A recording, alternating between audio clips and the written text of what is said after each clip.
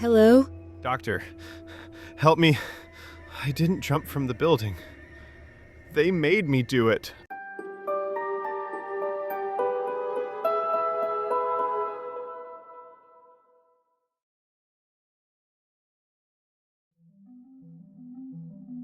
At 2 a.m, a phone illuminated the darkness with an incoming voicemail. The caller was Marcus Webb, the patient Dr. Chen had watched jump from a building 3 weeks earlier. His voice crackled through the speaker, insisting he had not jumped. Her hands trembled as she listened. Breathing echoed in the background of the recording. Someone else had been on that roof with him. Then she heard another voice, one she recognized immediately. The same voice that had offered her comfort at Marcus's funeral.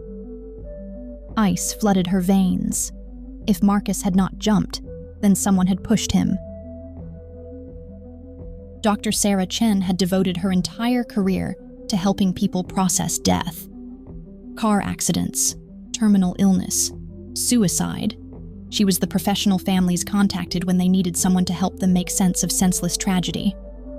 But Marcus Webb had been different.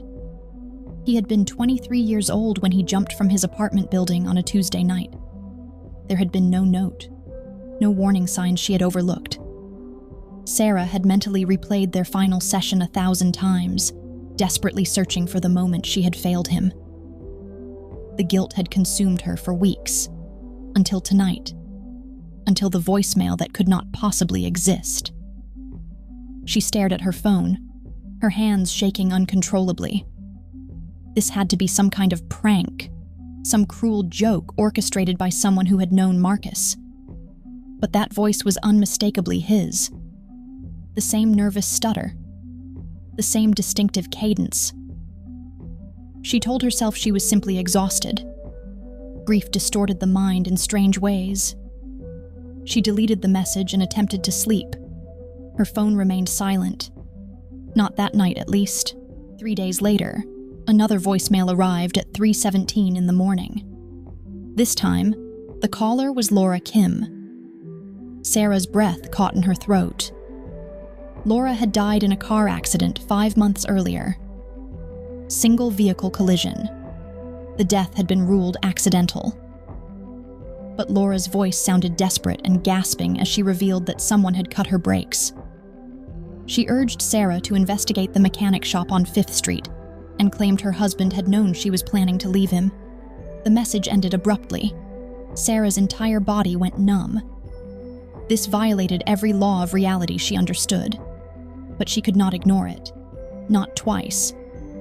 The following morning, she drove to the mechanic shop Laura had mentioned. She did not know what she was searching for until she spotted him. Laura's husband, Tony Kim, collecting a car. Sarah followed him home, her heart hammering in her chest. That evening, she contacted a detective friend and asked hypothetically about Laura's case. He informed her it had been clean, with no evidence of foul play. She pressed harder, asking what would happen if someone had wanted to make a murder look like an accident. He went quiet before promising to make some calls. 4 days later, he called back with news.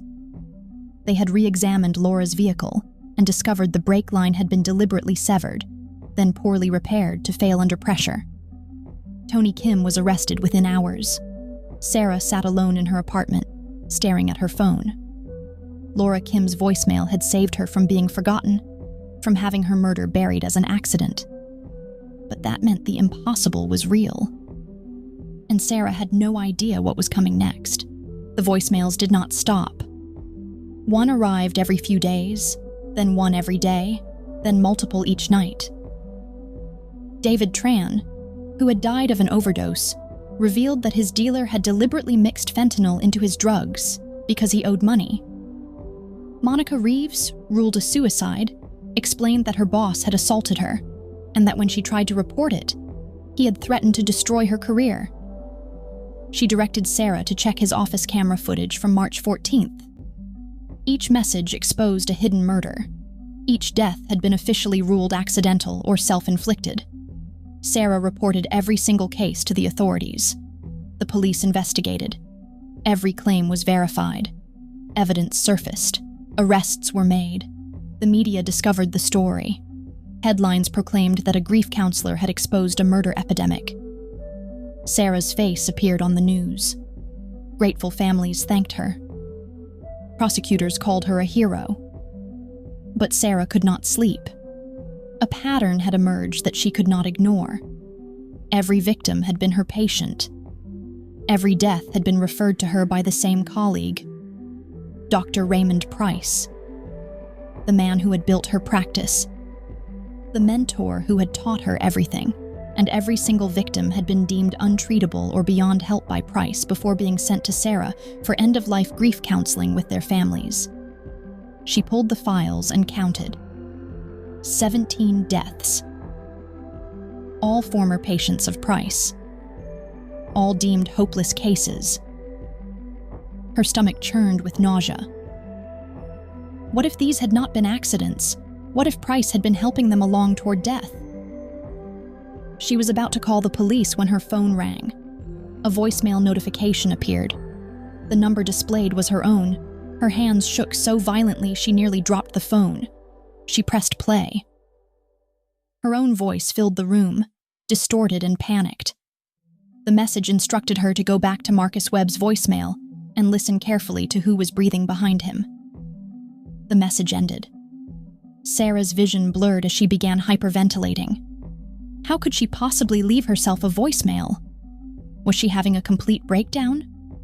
Was all of this merely in her head? But the other messages had been real. The arrests had been real. She scrolled back to Marcus's voicemail, the first one. She had listened to it dozens of times, but now she inserted headphones and turned the volume to maximum. Marcus's voice told her he had not jumped and urged her to listen to the background. She concentrated. Wind. Traffic far below. And then, breathing. Heavy. Labored, close to the phone. And then, barely audible, another voice told Marcus he had always been too weak. Sarah's blood turned to ice. She recognized that voice. Dr. Raymond Price. Her mentor. Her colleague. The man who had referred every single victim to her. A sharp knock at her door made her jump so violently she dropped the phone. She approached slowly and looked through the peephole. Raymond Price stood in the hallway, smiling gently. He called out that he had seen the news and wanted to check on her, asking if they could talk. She did not open the door. She told him through the door that she was tired and suggested they talk tomorrow. His smile did not waver as he insisted they should talk immediately. Her phone lay on the couch, 10 feet away. She glanced toward it. Raymond's voice turned cold as he revealed he knew she had discovered the truth. He claimed he had heard she gave his name to the police that afternoon. Her heart stopped. She had never called the police, but her future self had. Raymond's voice demanded she open the door. They could fix this together, he insisted.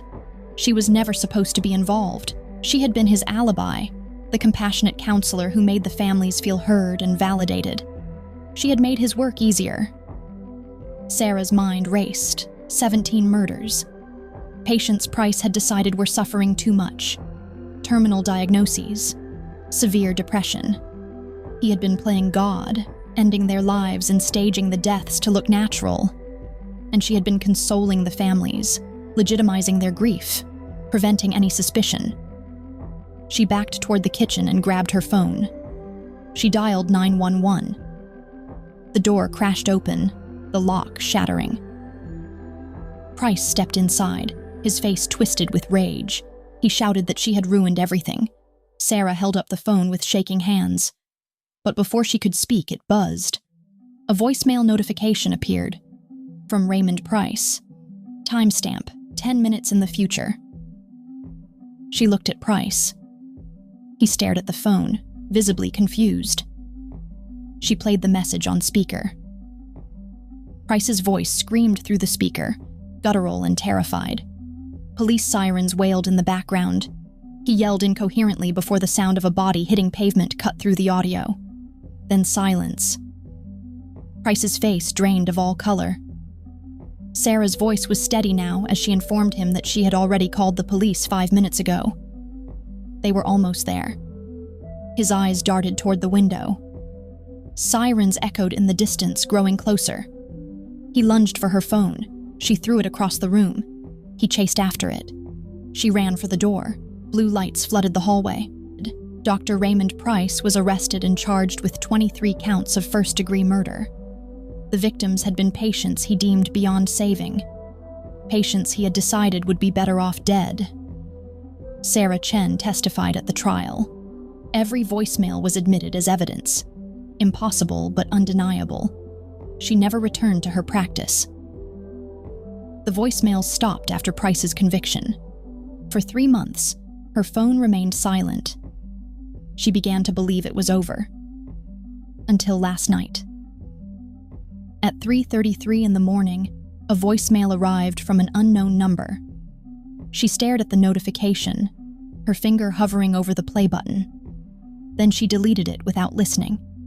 Her screen flickered. The notification reappeared.